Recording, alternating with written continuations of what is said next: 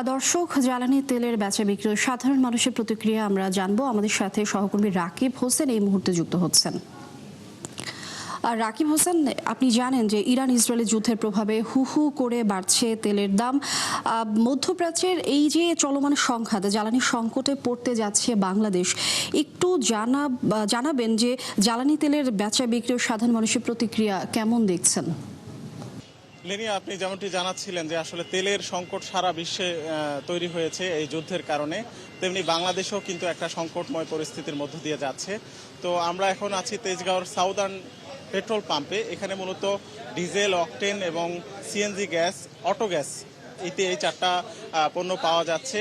এখন পর্যন্ত কিন্তু পূর্বের দামে বিক্রি হচ্ছে, অর্থাৎ প্রতি লিটার ডিজেল বিক্রি হচ্ছে 100 টাকা এবং প্রতি লিটার অকটেনের দাম 120 টাকা এবং সিএনজি গ্যাস ইউনিট প্রতি বিক্রি হচ্ছে 43 টাকা এবং এলপি যে অটো গ্যাস আছে সেটি বিক্রি হচ্ছে 61 টাকা।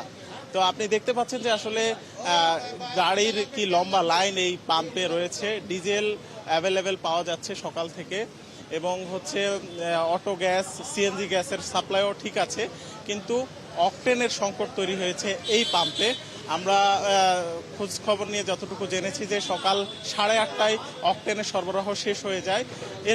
এরপর থেকে এখন পর্যন্ত এই পাম্পে অকটেন সরবরাহ করা যাচ্ছে না। কিছুক্ষণ আগে নারায়ণগঞ্জের গোদনাইল থেকে এই তেলের গাড়িটি এসেছে, এখন পর্যন্ত সরবরাহ শুরু হয়নি।